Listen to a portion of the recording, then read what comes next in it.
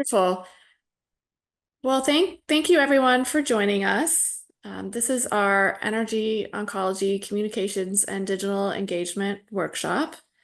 This will be an hour session, and this session is put on by the NRG Oncology Communications Committee. I and Dr. Mimi Knoll are your co-chairs for this session.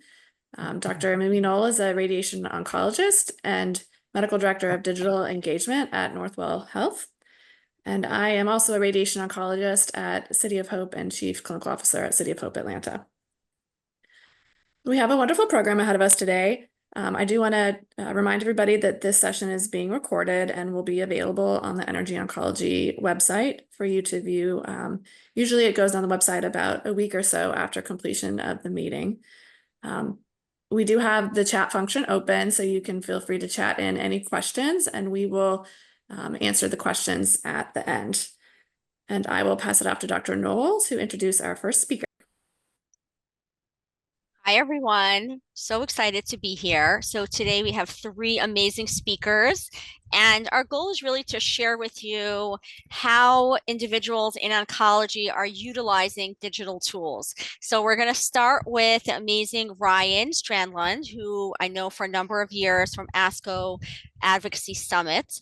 He is a grassroots advocacy specialist at the Association for Clinical Oncology, as we all know as ASCO, and is responsible for providing opportunities for ASCO members and other cancer care advocates to educate their lawmakers on issues impacting cancer care throughout the country.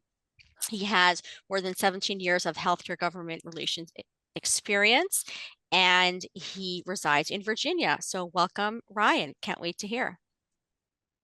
Thank you so much. And let me go ahead and share my deck really quickly.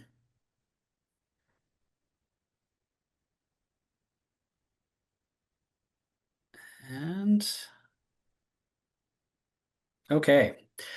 So thank you so much for having me. And I'm excited to talk to everybody about what we are doing from an advocacy standpoint, digital advocacy standpoint at ASCO, and how we engage our members and other members of the oncology profession and community. First, I just want to start with, why advocate? Because obviously that's what my job is all about, is getting people to buy into the idea of advocating and why it's important. So, as an oncology professional, you are the expert.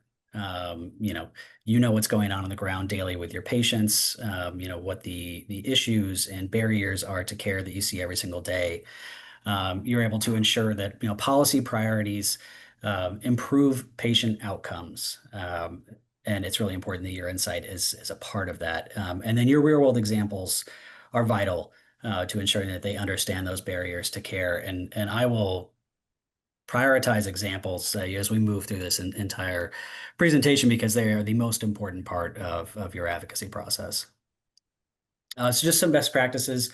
Starting early, I try to get to people when they're early career, just to make sure that advocacy becomes a part of their profession and their entire, kind of professional rise.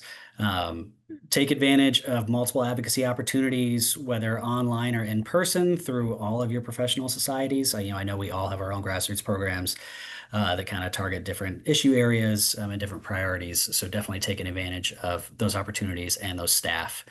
And then definitely make yourself a resource for lawmakers and their staff. Like I said, you're the experts. A lot of times they're looking for somebody in the district that they can turn to when they see a piece of legislation and they're not sure how it's going to impact their patients or providers in the district. So you kind of become that expert and that voice of reason and education. And like I said, make it personal. Your patients are their constituents. Most lawmakers have had experiences with cancer, whether that be themselves or a family member or a friend or just a constituent in the community that is in communication with them. Obviously it hits home every single day. And then use your examples to illustrate how these policies are going to impact, current barriers to care. Senator Michael Lindsay once said, and I think multiple people have said this, but if you're not at the table, you're on the menu. And I think today that's more true than ever. So we need to make sure that we are all showing up and doing our part when it comes from an advocacy standpoint. So one of the digital tools that ASCO has for our members and anybody, general public, this lives on ASCO's website and is available to anybody. But it's the ASCO ACT Network, which stands for Alert Congress Today. This is our digital advocacy platform that lives on ASCO.org 24/7. We update it with our current advocacy priorities. So we have what we call a grassroots alert on every single issue, whether it's prior auth, whether it's federal funding for cancer research, whether it's telehealth, Medicaid reimbursement.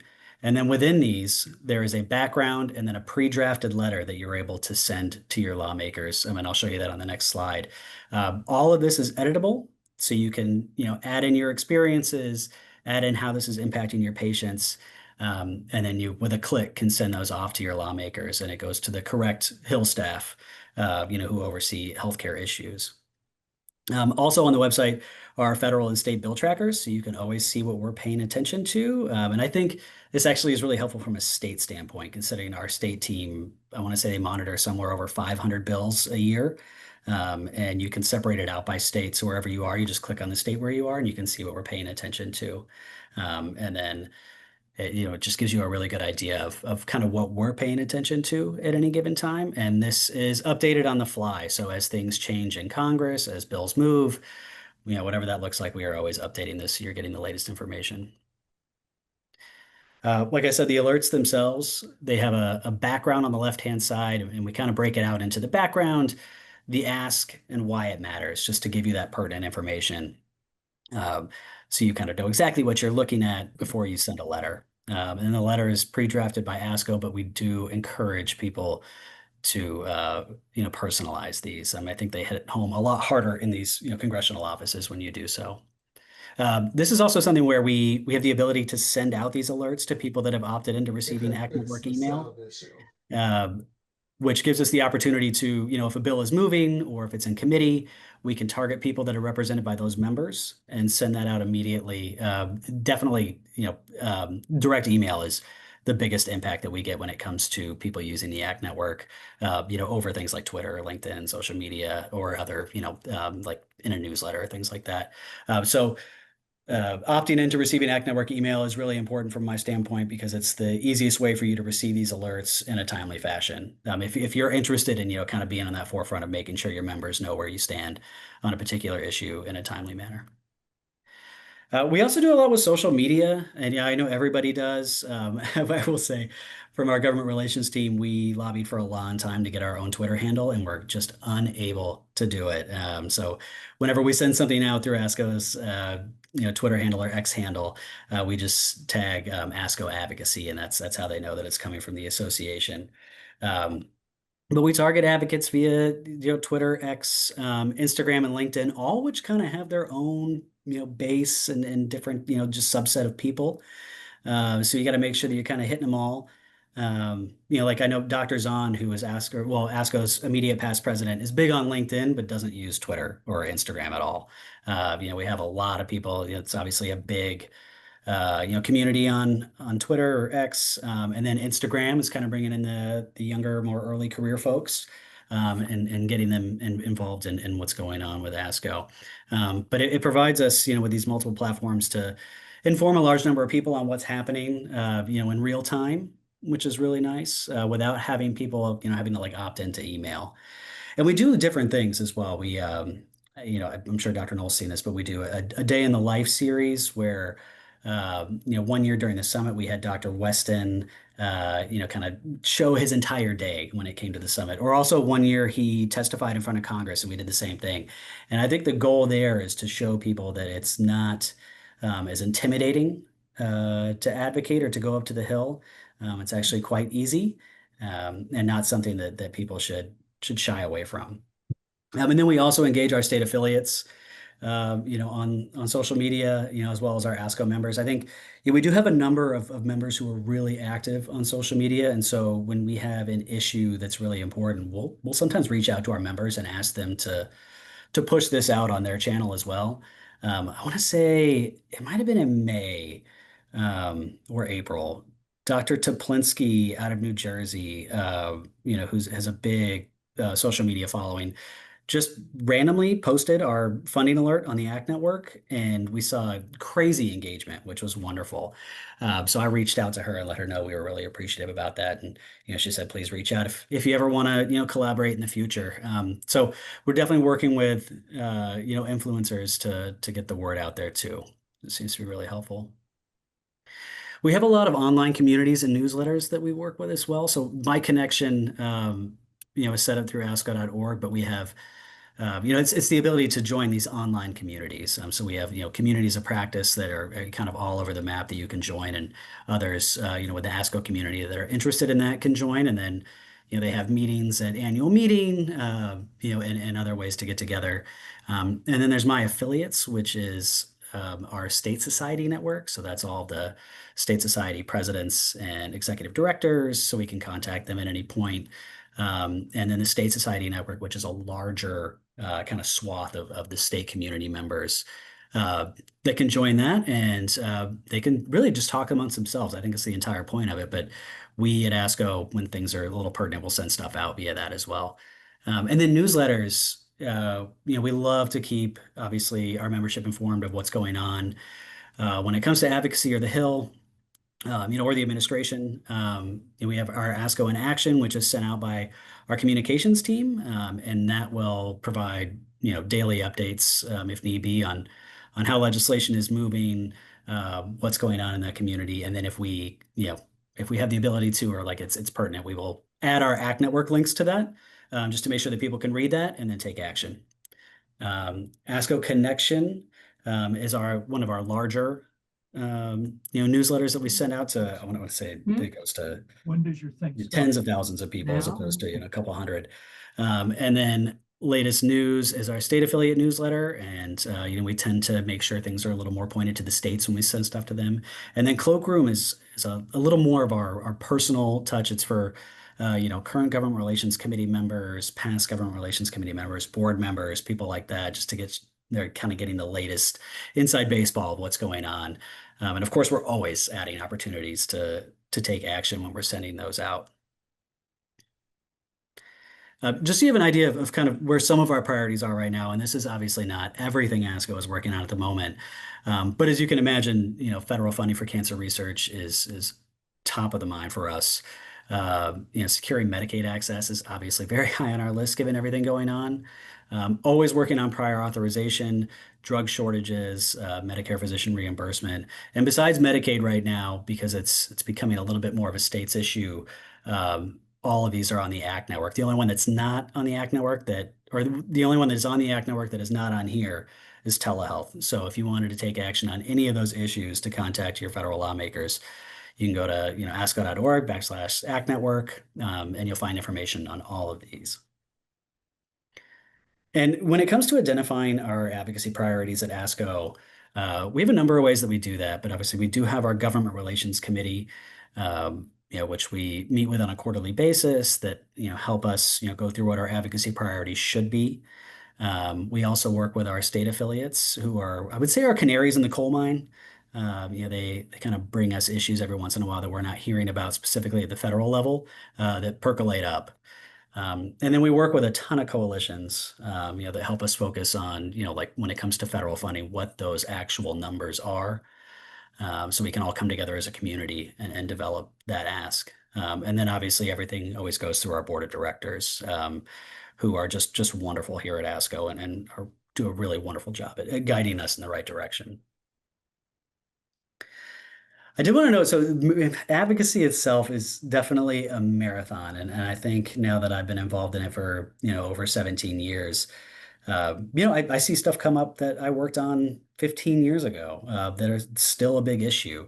But just to give you an idea, the Clinical Treatment Act was making sure that Medicaid was covering ancillary costs with clinical trials. And in 2014, ASCO put together our Medicaid reform statement.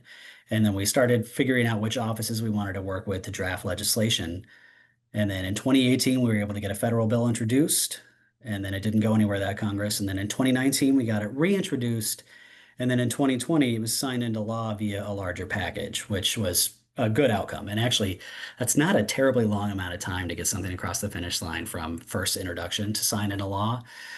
But then for many of you that work with us on prior authorization, the Improving Seniors Timely Access to Care Act was originally introduced in 2019, didn't go anywhere, then reintroduced in 2021, and then passed the House in 2022.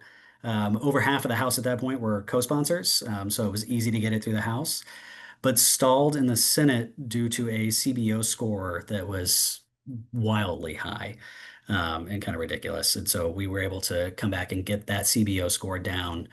But it was reintroduced in 2024, and then had to be reintroduced again in 2025. So we're going through multiple Congresses with the same bill, and we're keeping this a priority. And I know it can be, I know it can be difficult for people to say, well, how, like, is what I'm doing anything when this stuff isn't moving? And the answer is yes, always, because there's 1,000 priorities going on Capitol Hill at any given day, and you need to make sure that your priority is one of their priorities and just keep it top of mind. So it's one of the reasons we just want to make sure that we keep pushing on advocacy at all times. Trust me, you are not annoying them. Everybody is doing this, and it's very important to be one of those voices. Like I said, if you're not at the table, you're on the menu. So you want to make sure that you're keeping your voice in their inbox at all times. And so that's kind of a lot of what we have going on with our digital advocacy at the moment. And I'm happy to answer any questions you have, whether now or at the end of the session. Dr. Knoll, let me know how you want to move forward. Thank you so much. I see some people started using the chat box. You can also post questions there. And at the end of the 3 talks, we will take questions. Sounds good. All right, so our next speaker I'd like to introduce is Sarah Rothschild. Sarah is the Executive Director for the Life Raft Group. The Life Raft Group is an advocacy group for people living with gastrointestinal stromal tumors, or GIST, and other rare diseases. And I think this is timely to hear from Sarah, especially as NRG Oncology has just very recently stood up a sarcoma committee. So we're very happy to have Sarah speaking with us today. Hi, thank you so much for having me. It's a pleasure. And Ryan, we actually were just on the Hill a couple days ago advocating for sarcoma Awareness Month. And we did a lot of reels and digital shorts. So I think that had a lot of good traction, and I feel like that dovetails to what you talked about and what we're speaking about today with digital strategies. Fantastic to hear. Yeah. So I'm the executive director. I've been with the organization for 20 years. I have no disclosures. So for those who don't know about the Life Raft Group, we are a patient advocacy organization committed to enhancing the survival and quality of life for people living with gastrointestinal stromal tumors, or GIST, and other rare diseases. And we do that through patient-powered research, education, and empowerment, and global advocacy efforts. And a lot of the stuff that we do is also fueled by data. So we've been around for like 25 years, and many times over the years, other rare disease groups come to us because they are looking for advice on how to create a patient registry or how to build an infrastructure for their disease community. And we decided 6 years ago to formally take on other disease groups who were really looking for a home. And so we now embody not just GIST, but we took on tenosynovial giant cell tumor, TGCT, giant cell tumor of the bone, and then last year we took on liposarcoma. And I'm going to talk a little bit about our registry in a little bit. So for those who don't know, advocacy groups, we do a lot. We definitely offer one-on-one support for the patients. That could be through phone, email, text. We just connect with hundreds of patients each week. And patients and caregivers can also join support groups. We do that virtual as well as in person. We do have regional representatives as well who host virtual and in-person meetings. And this happens all around the world. We're located in New Jersey, but we are an international group. We've been hosting educational webinars for a long time. I think, as you guys know, it's a really good tool to educate the community. We do it live, and then we archive it on YouTube and on our website. We do educational days of learning. That has been done in person. During COVID, we went virtual, and now we're back to in person, but we do sprinkle in some virtual in between. And actually last week for the Just Awareness Day, we hosted our first only Spanish day of learning virtually, and that was very well received.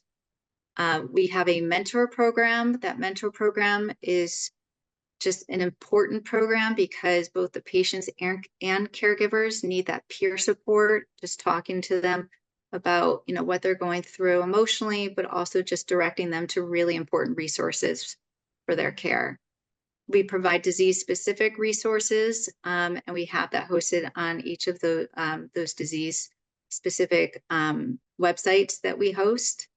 And then our patient registry. This is something that we're really proud of, and we've been maintaining that for over 25 years. So just to give you a sense about our patient registry, like 25 years ago, patients didn't know they actually had GIST. They were thought to have leiomyosarcoma. They were chatting over the internet before all the social media came about with Facebook. It was like these email groups. And then I think what happened was people started learning there's a c-KIT protein and that they should probably check out if they have it and that they might be eligible for enrolling in a clinical trial. And through that, the LifeRaft group was born because we learned that these patients have another diagnosis. And we wanted to track how these patients were doing. We really wanted to know, like, what is it about them that's different? So we created this platform, and it's a very powerful global tool, IRB approved. We have over 3,000 patients that we're following in over 100 countries. We have many different fields. We track their clinical histories, what treatments they're on, how they're responding, what the outcomes are, what their side effects are, quality of life data. It just ranges. And that's also paired with tissue samples to help support research. And patients really benefit from this because they, they want to know what other patients like them, how they're doing. You know, if they have a rare mutation, how are they responding to a treatment and for how long? So we make sure to give back that information to the patient community, but we also share that with the researcher community as well. We've published, we've presented at conferences, this data. We've done some advocacy issues around it. I highlighted one below. We've had about 5 clinical trials with a placebo for GIST. And at this point, we don't think it's necessary to have another placebo trial. There's already enough data out there. We advocated for a synthetic control arm, and we published that in Nature a couple of years ago, and that's being used as a tool when companies want to work with regulatory authorities about trial design. And I just want to take a moment to say, like, patients are really smart. Like, they, communicating online and the internet, they're sharing information in real time. And back in the day, even before Facebook, like, patients were sharing about their experiences on trials. And we had a trial, it was the first trial, actually, it was second line. It was placebo, and we learned, I don't even know how we learned this, but a patient found out that if you open up the capsule, you'll learn that inside the capsule, the active drug powder was different than the placebo, and it even tasted different. So we had a pill breaking ceremony, and people learned who had placebo and who had active drug right away. And so I think that just demonstrates, like, the power of the patient community and just that online exchange and how powerful that can be. So just going back to the registry, we've been working on improvements. This is not off the shelf. We've actually built it ourselves over time. And so we've been incorporating some machine learning rather than patients sharing us the report. Well, we get this patient reported, and we get reports to back up what they're sharing, like scan reports, pathology reports, genetic reports. But now we're going to go and tap into the electronic health records and do natural language processing to extract those fields to populate into the registry. So we're very excited about it. And I think that's going to really help with our collaborations with researchers and just pushing out a lot of our advocacy. So how do patients find us? So everything we do, our programming, our outreach, our registry, it's really built on trust. It takes a great deal of trust for patients to share medical information, especially contributing to our registry and tissue bank.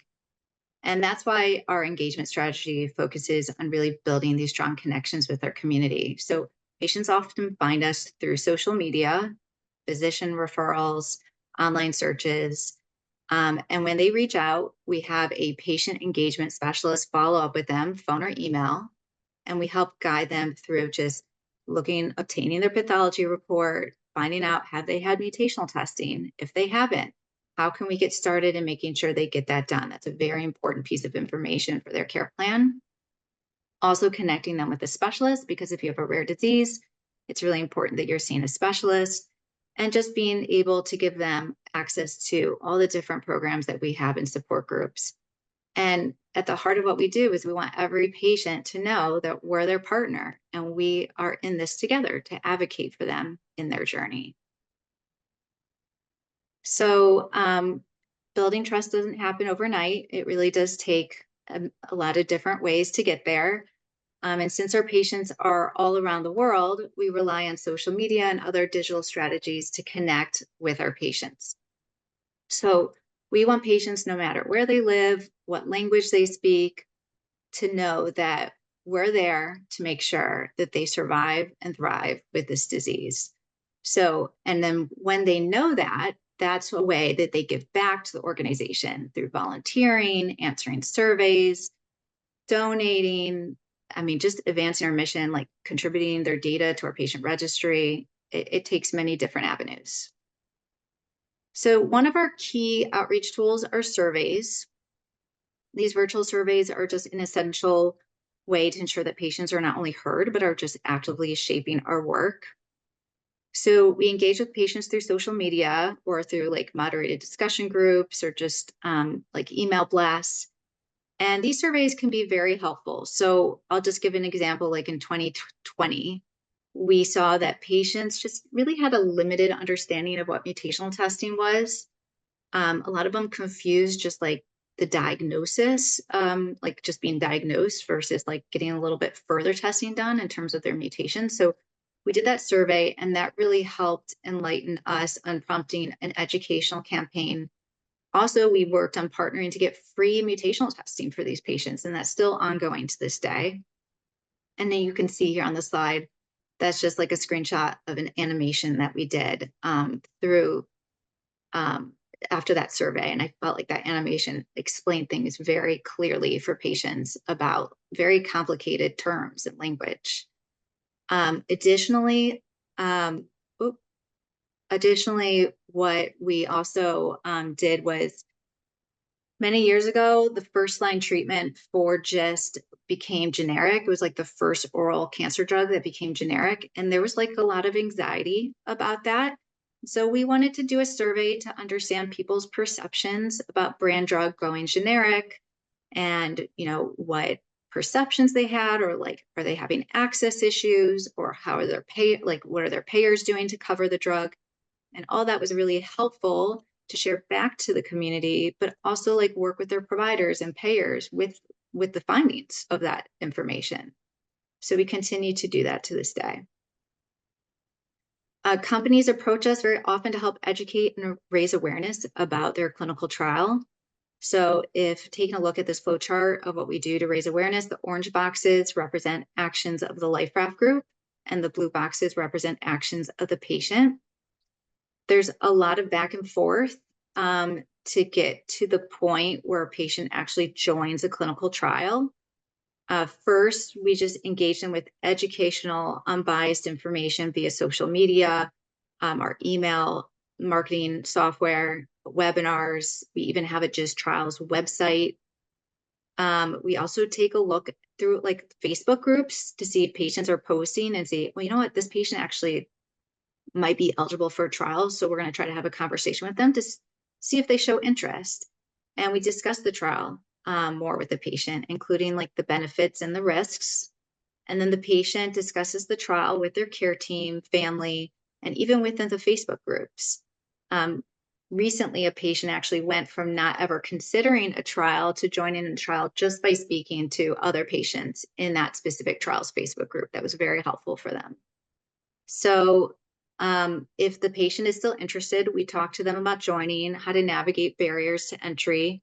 And finally, once they join, you see just in real time, they're updating the group about how they're doing on the study. That could even help with retention. They have a lot of people cheering them on, and it even helps us really collect information in our registry about like how patients are doing. It helps us like inform us about like the type of conversations we should be having with our patients. So these are things that are very unique that a patient advocacy group can do. We know that companies can't do it, so we really try to like educate them, like empower them with questions to talk to their care team, and I think it's really powerful. We've been doing virtual tumor boards. I know it's done a lot more now, but we were doing it probably in the early 2000s. It came about because we started a pediatric clinic at the NIH, and there were funding cuts, and we were like, well, we still need to make sure these patients are, being seen by experts. So we created a virtual tumor board, and that's been a big priority for helping us advocate for access to care, treatment, affordable medications. The LifeRef group has very deep relationships with medical experts all around the world in their institutions. So when patients or doctors are feeling like they're out of options and they're unsure of like what next steps to do, just tapping into this tumor board community is really helpful. The LifeRef group really serves as this mediator because we can bring these really challenging cases to light, and it helps educate all the providers, I feel like, on the line. It's not exactly a clear path, and I think having the ability to discuss that with their peers can be quite helpful. And we just had a tumor board last week, and we had experts presenting cases there, but they came back to us and they said, can we like please be invited to the next one? Like, I didn't just learn a lot for my case, but I really learned about the other cases that were presented there as well. So it's really great to be able to like have certain platforms that we can offer to help even the provider community. And then of course, we're here today to talk about digital strategies. So social media, big component here. Our largest Facebook group, Just Survivor, has about 3,600 patients and offers guidance, resources, and events. We also have created private groups with just mutation-specific, clinical trial-specific, or treatment paths in case people are interested in those groups. And with permission, we tell patient stories, not just about how they got diagnosed or what they're doing, but like about the side effects they're facing or access issues or just some of the mental health challenges they're experiencing, because we're all human, and helps to show that we're not alone in these struggles. So sometimes we even do campaigns like for an entire month, like right now in July, it's Sarcoma Awareness Month. So we've been focusing a lot of posts on that, but we try to follow themes like Cancer Survivor Day or World Doctor Day. And honestly, like patients love making posts and talking about their disease, and these posts get a lot of traction. So every post helps our mission in some way. And about 3 years ago, we weren't even on Instagram. And I said, okay, guys, we need to be on Instagram. This is like where people are going. So we went on Instagram. I think our metrics like blew up like by 500%. We got on TikTok. I mean, when people are joining the LifeRef group, they're finding us through TikTok, through Reddit, through Instagram. So I think those are really key platforms to keep in mind for outreach. And I just want to like highlight a few stories here. We got permission from them to share. So we have Cami. Cami is from Colombia, and we saw a post of hers on social media, and we checked in on her, and she said that she has a lot of tumors and that they've spread to her lungs. And we knew that there was an NIH physician who had a study, he was a surgeon, that could bring patients globally to the NIH to be seen and to have surgical resection. We were able to connect them. She had her tumors removed this past year, and she's just so excited. It went very well. But Cami is a social media influencer, so it was very cute. She got her surgeon to do a TikTok dance with her, and it was very well received. So that was a really adorable moment. We have in the middle Stephen. He doesn't like posting on social media, but he wanted to raise money for liposarcoma support in honor of his sister. And he teamed with us to help create engaging posts. We kind of taught him to talk about training for the marathon. And he raised like 8,000 in just a short few weeks. And then we have a very powerful director of ours, Sydney from TGCT Support. She partnered with our sister organization, this global sarcoma group called SPAN, and talked about how rare disease patients, often it takes years until they get properly diagnosed. And that got a lot of traction, and it encouraged many others to share their story. So I think the key takeaway is patient interaction is really key to rare disease advocacy. And by partnering with patient advocacy groups such as the LifeRaft group, we can find new treatments, increase access, just improve survivorship for all these rare disease communities. So just want to thank you for having me today. And if you're interested in learning more or partnering, you see my contact information here. I'm happy to connect. Wonderful. Thank you so much, Sarah. That was really great. All right, so now we will hand it off to our final speaker, Dr. Patty Gantz, who is a medical oncologist at UCLA. Dr. Gantz is incredibly well known in the field of cancer survivorship, really a pioneer. She has so many trials to her name that she's designed within NRG Oncology and NCORP. So we're really, I think, lucky to have her here speaking about a latest trial, NRG CC015. So Dr. Gantz, I'll hand it off to you. Great. Let's see.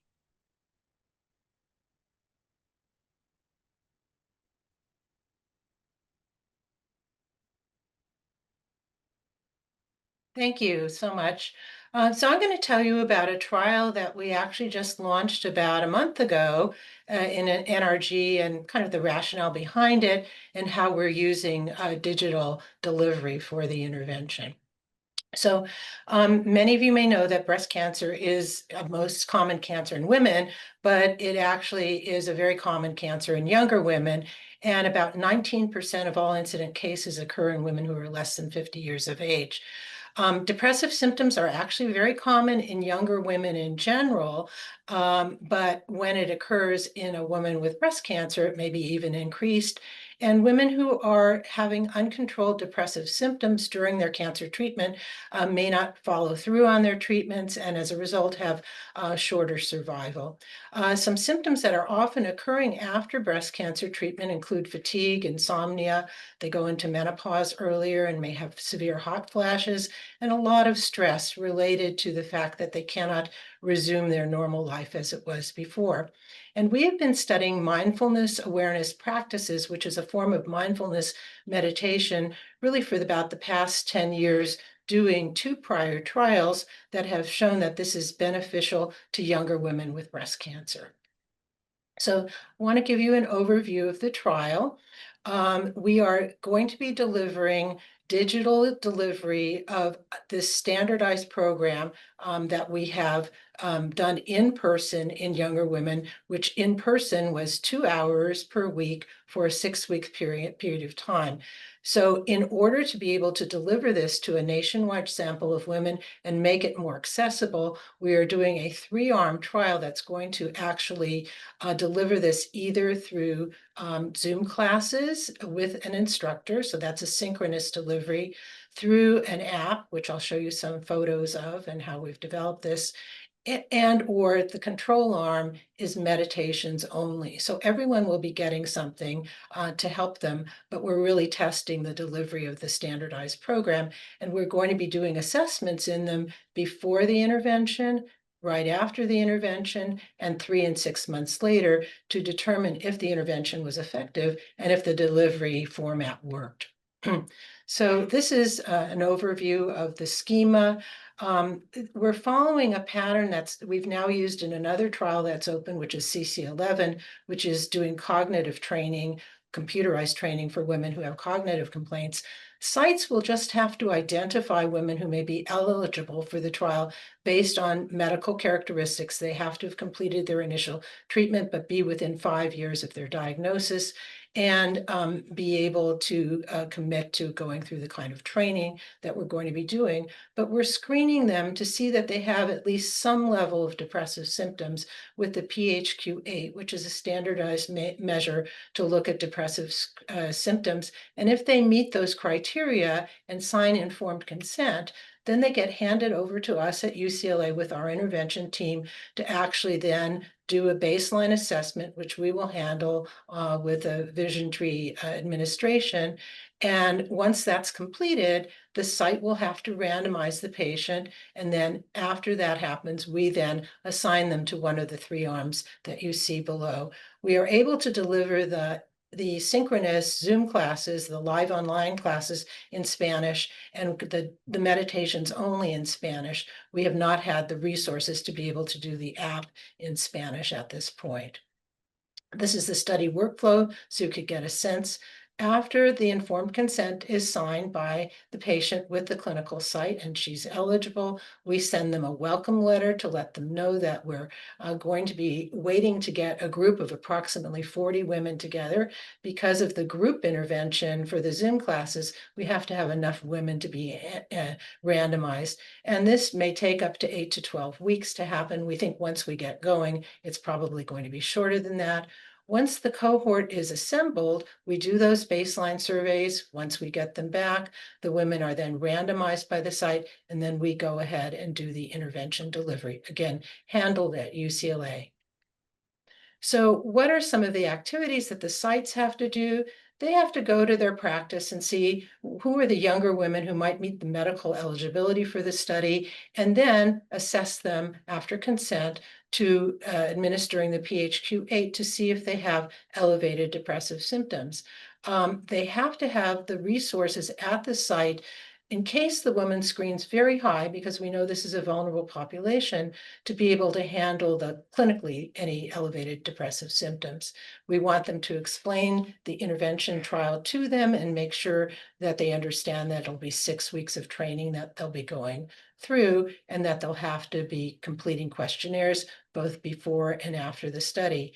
We're responsible at UCLA for administering the questionnaire, so the site doesn't have to do any of that. We make sure that they randomize the patients, and then we provide the intervention over the course of 6 weeks, but following women up to 6 months after they complete the intervention activities.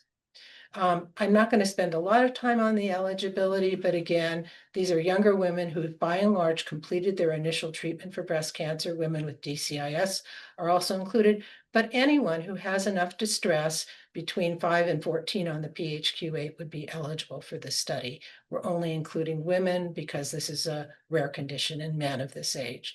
And again, exclusion would be metastatic disease, not able to commit to this kind of intervention schedule. We are providing tablets and hotspots if women don't have access to these, so this should not be a problem for them. So again, how do we translate in-person training to digital delivery? So here I'm speaking to somebody, a group that's interested in digital resources.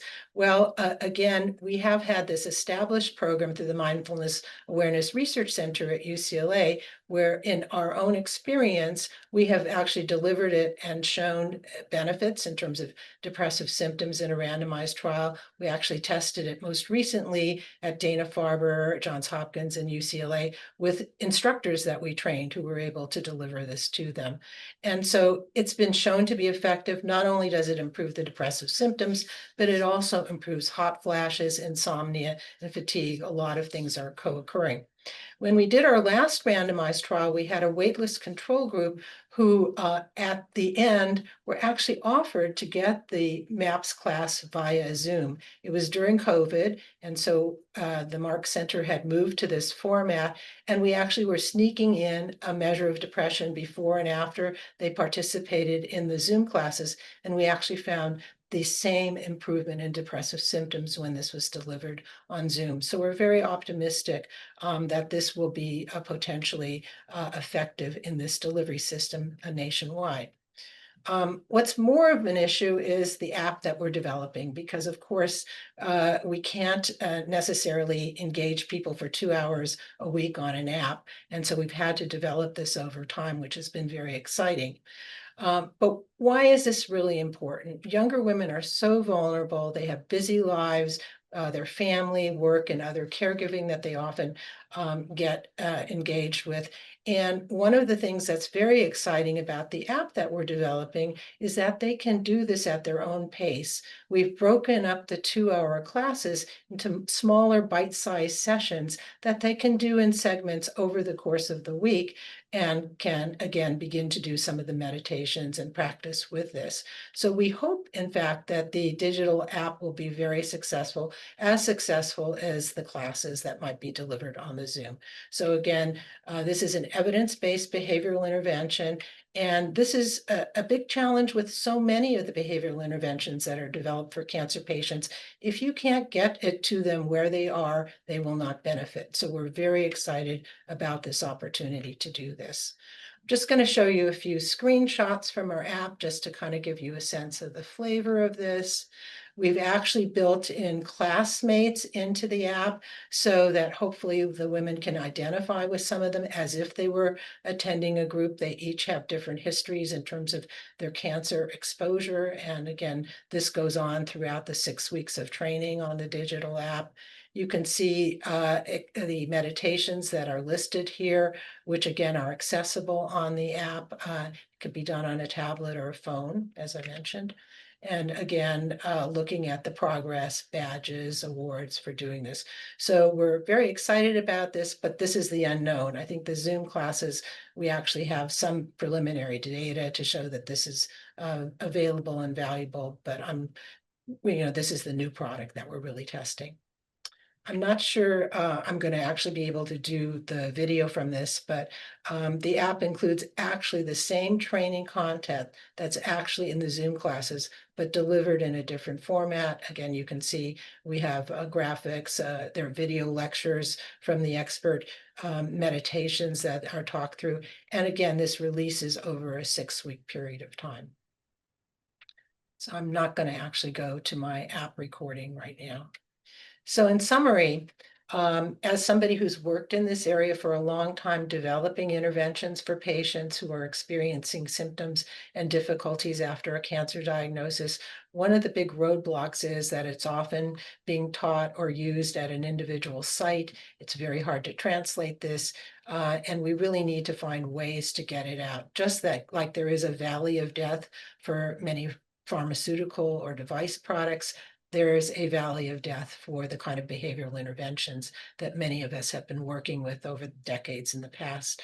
So we hope that digital delivery of the content will be successful and may overcome some of this barrier, especially if there's benefit and we can show that the cost of delivery is not prohibitive. And what's exciting in this study that's been funded by the NCI is we have a cost effectiveness analysis so that we can actually see, with reductions, hopefully, in depressive symptoms, we'll be monitoring healthcare utilization, work productivity. And again, hopefully, if we show a benefit from these interventions that reduce depression, improve work productivity, and reduce healthcare utilization, that this can be commercialized and actually paid for by insurance companies as a benefit for patients. So that's kind of the long-term goal of this for our patients. Just what's really exciting, just to tell you, we opened on June 12th. We now have 21 sites that have actually opened the study, and we have 10 patients who've consented for this. So it's going much more quickly than we thought, and we think there's clearly a need that this responds to. So again, at the end, I'll be able to take questions, and my email is there to contact me if you want to afterwards. Thank you.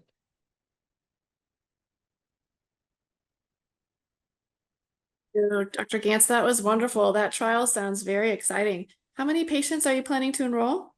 402. So we're off to a good. Yeah. Yeah, that is such a great trial. Congratulations on getting that And up and going. Yeah, and it will be in Spanish. We hopefully will reach some of the monolingual patients. And I should just tell you, the sites that have already opened up are largely in the Midwest. which we think is probably an area where some of the resources in terms of mindfulness may not be available in these communities. So it's already very encouraging. That's wonderful. Okay, so we are now opening for questions. We did have one question that was chatted in already by Dr. Julian. This question is for Ryan, and he is asking, does ASCO advocacy interact at all with the NCI-funded cooperative groups? Yes, thank you for the question. I was just talking to a couple of colleagues while this came up because I don't work with them specifically. And from an advocacy perspective, we work with a couple through coalition groups, like the Children or Alliance for Children, Childhood Cancer. But other than that, from an advocacy standpoint, I don't believe so. I'd have to look into more of like what Centra, the Center for Research and Analytics is doing, which I'm happy to find out more for you, if you'd like.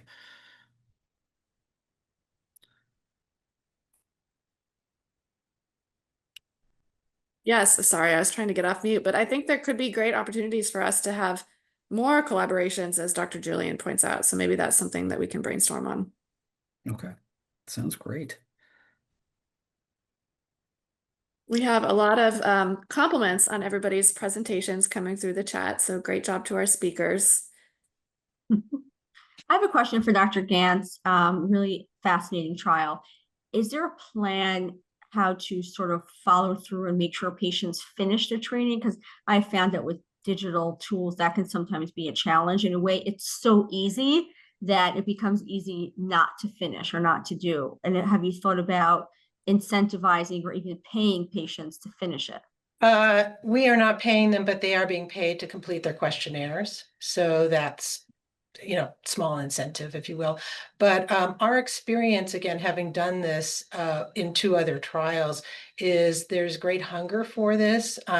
One of the reasons that we originally did the classes in person was because younger women don't get support in standardized support groups, and just being in an intervention study, it's listening to the GIST patient presentation, being in a class or a group with other young women is very powerful because you're sharing this. And even if you're trained in mindfulness and it's not really psychosocial support intervention, that's valuable. That's why we're trying to recreate that in the app with, again, other members of the group in the app to see if that's also valuable. So are they able to chat with each other and sort of see each other? In the Zoom class, they will. So again, that's an instructor it's going to emulate what would be the 2 hours per week in person with the instructor. They'll be sharing their experiences.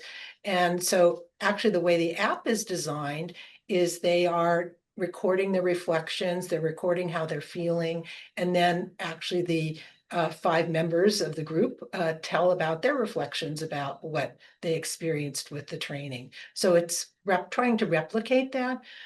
So again, reason why we're doing this research is, can we get the same impact with digital delivery via Zoom or via an app that we saw that was very beneficial in our in-person experiences? It's probably going to be less, but still, nevertheless, it's better than nothing when you consider so many of these individuals have no access to these resources. And they will have access to the meditations for essentially a 9-month period of time in the 6-month period afterwards. So I had many of my own patients go into our prior trials. Most of them don't do regular meditative practice, but they learn with the mindfulness how to deal with everyday stresses. They bring in the skills that they learn. So this is not the kind of mindfulness-based stress reduction that is the 10-week very intensive course. It's really much more practical, how you deal with everyday stresses and bringing mindfulness to that. I have a question for Sarah. Your presentation was great, and it really stood out to me the degree of patient trust that you have with your constituents. And when I think of NRG Oncology, we're a large cooperative group. We design trials, but it's hard to gain that trust when you're such a big organization and you really rely on your sort of individual sites to build that trust with patients. But my question to you is, being a leader of the LifeRaft group, how could an NCI-funded cooperative group work on sort of gaining trust from patients knowing that we are a large group and detached from that one-on-one patient interaction to some degree. I know that's kind of a hard question, but just wondering if anything comes to your mind. Well, I think it's always nice to invite a member of the cooperative group to speak and even do like a Q&A or a get to know you session. I talked about our mentor program. So we have many mentors that have caseloads essentially of mentees that they support. And these mentors get together every month and they share, they almost have their own support group for one another about like how they're handling cases and what to share or how to, talk through difficult situations. And every once in a while, we bring in speakers to talk to the mentors who are speaking to the patient community about just like informing them about trials in the space or just terminology. So there could be opportunities where a representative from NRG Oncology could speak to, a board or a group, environment, where they can just chat more about what you do and the importance of participation in trials and, you know, explaining about just the process of trials. I think that's still very confusing for patients. We try to continue to do that all the time, and just having more knowledge about like you really want to care about patients or as informed as possible about that experience might make them feel a lot more tuned into, well, let me give it some thought or consideration, something I wasn't considering before. So having a lot more of that exposure, I think, can help. Okay, can I give you loved, time to take my next break here? oh, somebody needs to go on mute. The other thing I loved about your group was the patient of the month and how it's so based on storytelling. I felt like that, I think that really resonates with people. So that's something I think we can take back and, just with our own communication strategies. And I think that brings us to the end of the workshop. We don't have any other questions in the chat, but I want to give a huge thanks to Dr. Gantz and Sarah and Ryan and our speakers. Thank you for your wonderful presentations. Again, the recording will be available online at the NRG Oncology website in about a week. And thank you again for giving us your time. We really appreciate it. Thank you so much, everybody. Thank you.